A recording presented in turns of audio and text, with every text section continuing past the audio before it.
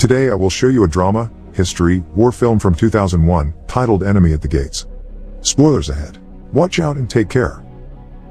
In 1942, a year after the German invasion of the Soviet Union during World War II, Red Army soldier Vasily Zaitsev is on a train to Stalingrad, thinking about the time his grandfather taught him how to shoot a rifle while hunting. On the train with him, there are hundreds of other soldiers, but also various civilians, including Tanya Chernova, who Vasily notices but doesn't dare to speak to. The civilians leave in the middle of the journey while the soldiers are dropped right in the middle of the Battle of Stalingrad. They need to board a boat to reach the front lines, and the enemy takes advantage of this, dropping bombs and opening fire on them as soon as they see them. Many soldiers fall, and when seeing this, others jump in the water trying to escape, only to be shot by their own superior officers for deserting.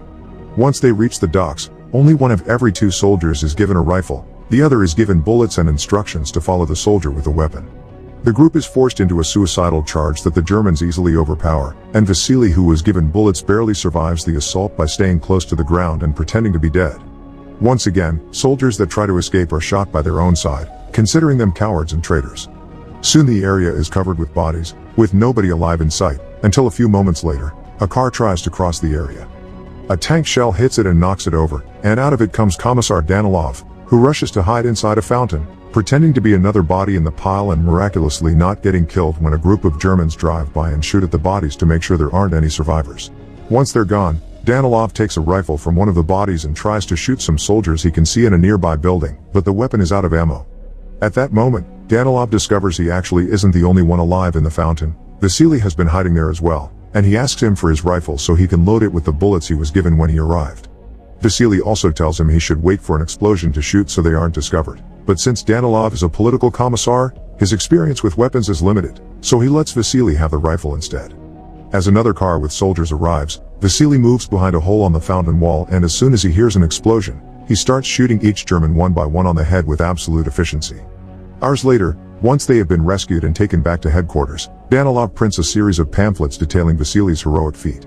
Many days later, Chairman Nikita Khrushchev arrives at Stalingrad to coordinate the defense of the city, since Stalingrad is a symbol of Stalin's power and they can't afford to lose it.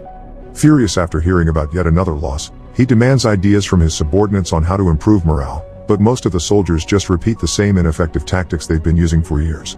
Danilov, however, proposes something different. He thinks that instead of punishment, they must deliver hope. They should create a hero and inspire people, to make them want to protect the motherland, and he has the perfect hero for that job. Danilov's idea is approved and he gets promoted to senior lieutenant. Vasily's face now appears in the newspaper, presenting him as an example to follow. He's also been promoted, in his case, to the sniper division. From then on, Vasily becomes the face of the Russian army, both a national hero and propaganda icon, and his exploits would appear on every edition of the army's newspaper, plus on pamphlets that would make their way all over the walls of the country. One day, during one of his missions, Vasily and his team are found by a young boy called Sasha Filipov, who admires Vasily. He invites him to his very humble home, where his mother Mrs. Filipov prepares him dinner as thanks for what he's done for their homeland. Soon after they make it there, Danilov arrives as well, bringing letters from Vasily's fans from all over the country. To keep up with a plan of hope and propaganda, Danilov makes him reply to all of them, although he's the one that tells Vasily what to write, especially since he has to help him with spelling. One more person arrives after they begin, Tanya, the girl from the train, who is like a sister to Sasha and has become a private in the local militia. She's also fluent in German because she's studied at the university. Danilov wants to recruit her because they need more soldiers that understand German, but Tanya would rather stay and fight, especially since the local militia are short on men. She changes her mind when Danilov explains how much she could help them by decoding Geram intel, and that he'll send 12 soldiers in exchange for every person that speaks German. Meanwhile, the German army is starting to suffer the toll Vasily and his team of snipers are causing in their ranks, so they summon German Major Erwin König, a renowned marksman and head of the German army sniper school at Sasson. He's tasked with killing Vasily, and König prepares a plan to make Vasily come to him instead of doing the chasing. Some hours later, Vasily is woken up from a nap by his team because there's some trouble in the department store sector. Vasily shoots a shadow in the window and a helmet falls, so believing they've hit their target, he takes Ludmila with him to find the body. The companion they leave behind is shot as soon as they're gone. The duo makes it inside the department store and sneaks around until they reach the window, only to find that the shape they had seen is a mannequin posed to make it look like a sniper. This is obviously a trap, and when Vasily finds a cigarette butt on the ground, he realizes their enemy is still there, watching them. He thinks they should take it easy and stay hidden until they think of a proper plan to escape, but as planes start arriving and bombing the area, Ludmila gets scared and runs away, giving Koenig the perfect chance to shoot her, but Vasily escapes before Koenig can do the same to him as well. Koenig returns to the hideout he's staying in and gets his shoes cleaned by Sasha, who pretends to be an innocent bystander but is passing Koenig information about Vasily in exchange for food so the Major will trust him and share information of his whereabouts in return. When the Red Army learns that the Germans are using Koenig, they bring over a former student of his, Kulikov, to teach Vasily how Koenig thinks and help him kill him. Before returning to the field, however, Vasily must attend a special party in his honor. After saying hello to Tanya, he's dragged by Khrushchev to see the journalists, answer questions, take pictures and look at a giant Stalin painting, because according to Khrushchev, he's always watching over his country. Seeing the painting makes Vasily think of the day his grandfather taught him to shoot again. It turns out he failed his first shot and that allowed the wolf to reach their horse and eat it. Some days later, Vasily, Kulikov and another member of the sniper team, Volodya, enter an abandoned building where they have been told they could find Koenig. As they sneak around as carefully as possible, they find a body in a shooting position, posed like the last trap. This means they are on the right track.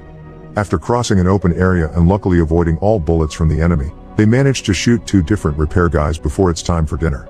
Volodya leaves his partners for a moment to retrieve the soup he had been heating in another room, but gets captured in the way. Koenig and his team try to make him confess where Vasily is hiding, but since Volodya won't talk, they dress him up as their own and send him out to pretend he's another repair guy. Without knowing who it really is, Kulikov immediately kills him, revealing their location on purpose so when he makes a helmet appear at the window, the enemy will shoot it and reveal their location as well. Koenig doesn't fall for the trap, so the duo decides to relocate, but when they jump an open section of the floor, Koenig takes the chance and shoots Kulikov while Vasily escapes safely.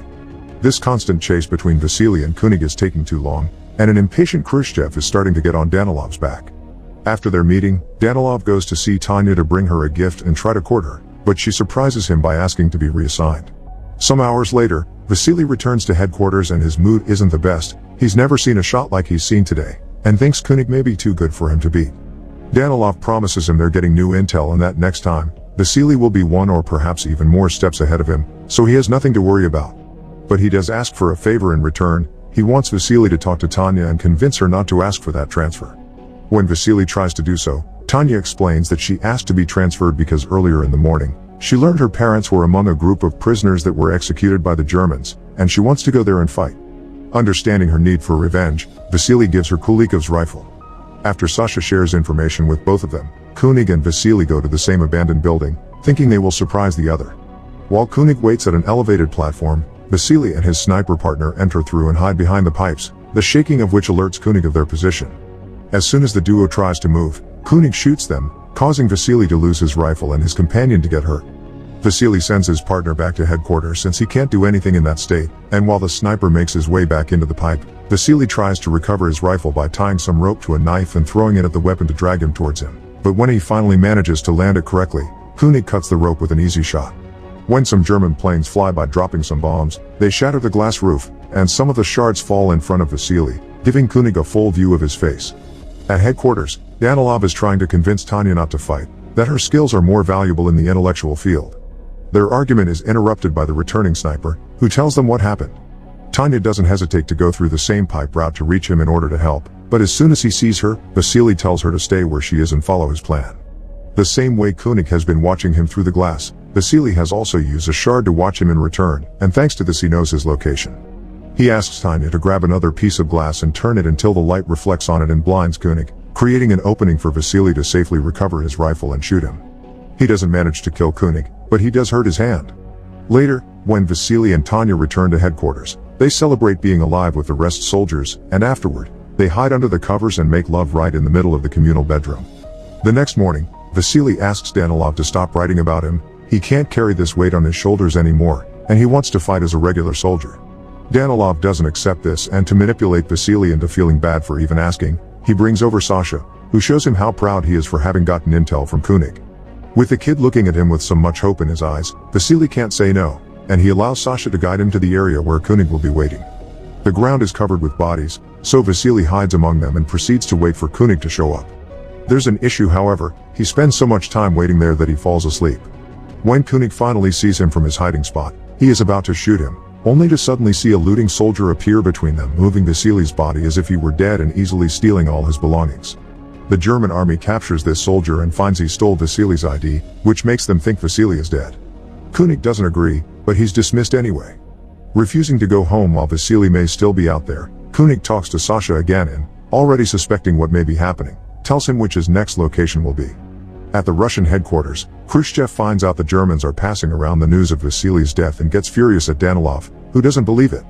Khrushchev doesn't care if it's true or not, he wants Danilov to do his writing magic and convince the public everything is fine.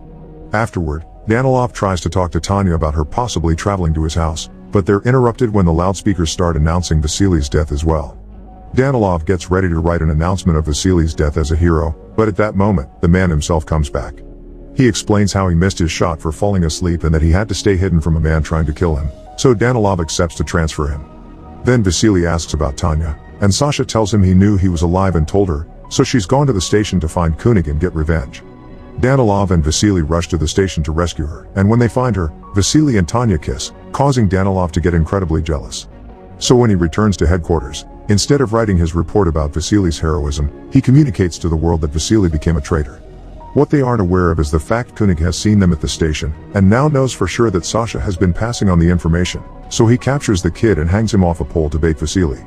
The one who almost falls for it when seeing the body though, it's Tanya, and she doesn't go after Kunik only because Vasily stops her, saying that's what he wants. They agree on a plan. While Vasily goes after him, Tanya asks Danilov for a favor and together they go to see Mrs. Filippov to get her out of the country with a special pass Danilov got for her.